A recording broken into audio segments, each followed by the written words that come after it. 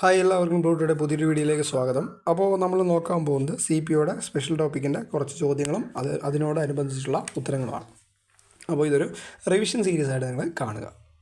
അപ്പോൾ ഒന്നാമത്തെ ചോദ്യമാണ്, IT നിയമത്തിൽ ഡാറ്റാ സംരക്ഷണത്തിൽ വീഴ്ച വരുത്തിയാലുള്ള നഷ്ടപരിഹാരത്തെക്കുറിച്ച് പറഞ്ഞിരിക്കുന്ന വകുപ്പ് ഏത് വകുപ്പാണ്? സെക്ഷൻ 43A ആണ്.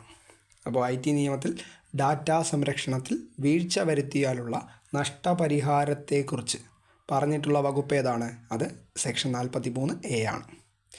അടുത്ത ചോദ്യം, IT നിയമത്തിലെ 66F വകുപ്പ് എന്തിനെക്കുറിച്ച് പറയുന്നു? 66F അത് സൈബർ ഭീകരതയെക്കുറിച്ചാണ് പറയുന്നത്. അപ്പോൾ IT നിയമത്തിലെ 66F പറയുന്നത് എന്താണ്? സൈബർ ഭീകരത. വിവരാവകാശ നിയമത്തിൽ വിവരം എന്നതിന് നിർവചനം നൽകിയിട്ടുള്ള വകുപ്പ് സെക്ഷൻ 2F ആണ്. അപ്പോൾ വിവരാവകാശ നിയമത്തിൽ വിവരം എന്നതിന് നിർവചനം നൽകിയിട്ടുള്ള വകുപ്പ് ഏതാണ്? സെക്ഷൻ 2F ആണ്. കമ്പ്യൂട്ടറുമായി ബന്ധപ്പെട്ട കുറ്റകൃത്യങ്ങൾ വിവരിച്ചിട്ടുള്ള IT നിയമ വകുപ്പ് സെക്ഷൻ 66 ആണ്. അപ്പോൾ കമ്പ്യൂട്ടറുമായി ബന്ധപ്പെട്ട കുറ്റകൃത്യങ്ങൾ വിവരിച്ചിട്ടുള്ള IT നിയമത്തിലെ വകുപ്പ് ഏതാണ്? അത് സെക്ഷൻ 66 ആണ്. കേരള പോലീസ് നിയമത്തിലെ 119 വകുപ്പ് എന്തിനുള്ള ശിക്ഷയെക്കുറിച്ച് പറയുന്നു? സ്ത്രീകൾക്കെതിരായ അതിക്രമങ്ങൾക്കുള്ള ശിക്ഷയെക്കുറിച്ചാണ് പറയുന്നത്. അപ്പോൾ കേരള പോലീസ് നിയമത്തിലെ 119 വകുപ്പ് എന്തിനുള്ള ശിക്ഷയെക്കുറിച്ച് പറയുന്നു?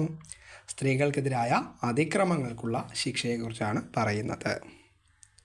അടുത്ത ചോദ്യം, പോലീസ് ഉദ്യോഗസ്ഥർ കുറ്റകൃത്യങ്ങൾ തടയാൻ ഇടപെടണമെന്ന് നിർദ്ദേശിച്ചിട്ടുള്ള കേരള പോലീസ് നിയമത്തിലെ വകുപ്പ് സെക്ഷൻ 38 ആണ്. അപ്പോൾ പോലീസ് ഉദ്യോഗസ്ഥർ കുറ്റകൃത്യങ്ങൾ തടയാനായിട്ട് ഇടപെടണമെന്ന് പറഞ്ഞിട്ടുള്ള കേരള പോലീസ് നിയമത്തിലെ വകുപ്പ് ഏതാണ്?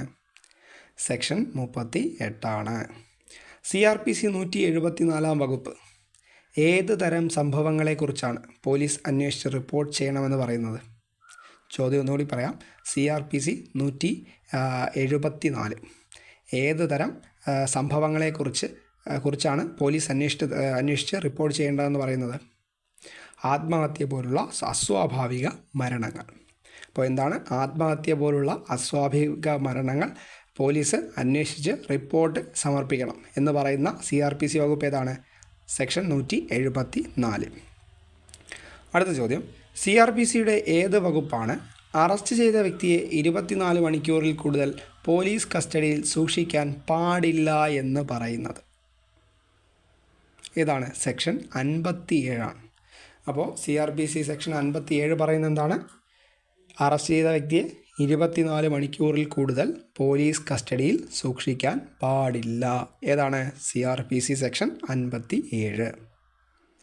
അടുത്ത ചോദ്യം, അറസ്റ്റ് ചെയ്ത വ്യക്തിക്കുള്ള ജാമ്യാവകാശത്തെക്കുറിച്ച് പറഞ്ഞിട്ടുള്ള CRPC വകുപ്പ് ഏതാണ്? സെക്ഷൻ 50 ആണ്. അപ്പോൾ അറസ്റ്റ് ചെയ്ത വ്യക്തിക്കുള്ള ജാമ്യാവകാശത്തെക്കുറിച്ച് പറയുന്ന CRPC വകുപ്പ് ഏതാണ്? സെക്ഷൻ 50 ആണ്. അടുത്ത ചോദ്യം, അറസ്റ്റിൻ്റെ നടപടിക്രമങ്ങൾ വിശദീകരിക്കുന്ന CRPC വകുപ്പ് അറസ്റ്റിൻ്റെ നടപടിക്രമങ്ങൾ വിശദീകരിക്കുന്ന CRPC വകുപ്പ് ഏതാണ്? സെക്ഷൻ 41B ആണ്. അപ്പോൾ അറസ്റ്റിൻ്റെ നടപടിക്രമങ്ങൾ വിശദീകരിക്കുന്ന CRPC വകുപ്പ് ഏതാണ്? Section 41B. CRPCയുടെ 43 വകുപ്പ് എന്തിനെക്കുറിച്ച് പറയുന്നു? CRPCയുടെ 43 വകുപ്പ് എന്തിനെക്കുറിച്ച് പറയുന്നു? സ്വകാര്യ വ്യക്തിക്ക് അറസ്റ്റ് ചെയ്യാൻ കഴിയുന്ന സാഹചര്യങ്ങളെക്കുറിച്ചാണ്. അപ്പോൾ CRPCയുടെ 43 വകുപ്പ് എന്തിനെക്കുറിച്ച് പറയുന്നു?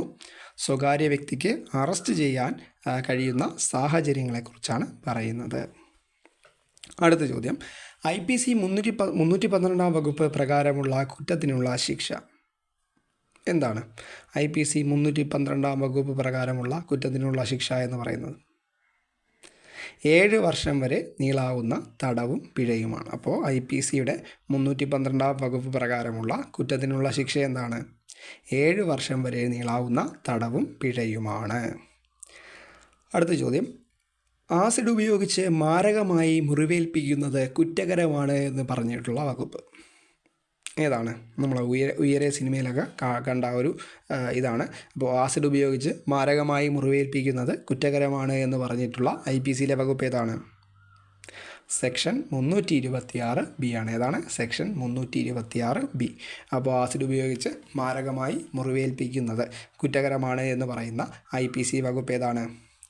സെക്ഷൻ 326 ബി ആണ്. അപ്പോൾ ഒന്നുകൂടി നമുക്ക് ഇത് പറയാം.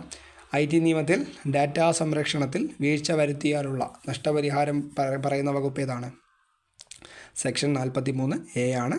IT നിയമത്തിലെ 66F വകുപ്പ് എന്തിനെക്കുറിച്ച് പറയുന്നു? സൈബർ ഭീകരതയെക്കുറിച്ച് പറയുന്നു. വിവരാവകാശ നിയമത്തിൽ വിവരം എന്നതിന് നിർവചനം നൽകിയിട്ടുള്ള വകുപ്പ് ഏതാണ്? സെക്ഷൻ 2F ആണ്.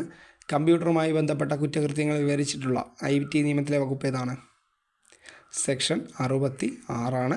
കേരള പോലീസ് നിയമത്തിലെ 119 വകുപ്പ് എന്തിനുള്ള ശിക്ഷയെക്കുറിച്ച് പറയുന്നു? സ്ത്രീകൾക്കെതിരായ അതിക്രമങ്ങളെക്കുറിച്ച് പറയുന്നു. പോലീസ് ഉദ്യോഗസ്ഥർ കുറ്റകൃത്യങ്ങൾ തടയാൻ ഇടപെടണമെന്ന് പറഞ്ഞിട്ടുള്ള കേരള പോലീസ് നിയമത്തിലെ വകുപ്പ്? സെക്ഷൻ 38. CRPC 174 വകുപ്പ് ഏത് തരം സംഭവങ്ങളെക്കുറിച്ചാണ് പോലീസ് അന്വേഷിച്ച് റിപ്പോർട്ട് ചെയ്യണമെന്ന് പറയുന്നത്? CRPC 174 ആത്മഹത്യ പോലുള്ള അസ്വാഭാവിക മരണങ്ങൾ.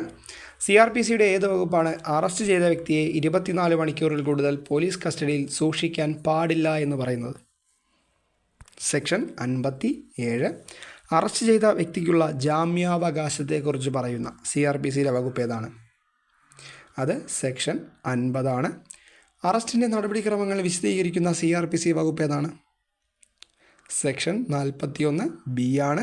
CRPCയുടെ 43 വകുപ്പ് എന്തിനെക്കുറിച്ച് പറയുന്നു? സ്വകാര്യ വ്യക്തിക്ക് അറസ്റ്റ് ചെയ്യാൻ കഴിയുന്ന സാഹചര്യങ്ങളെക്കുറിച്ചാണ്. IPC 312 വകുപ്പ് പ്രകാരമുള്ള കുറ്റത്തിനുള്ള ശിക്ഷ എന്താണ്?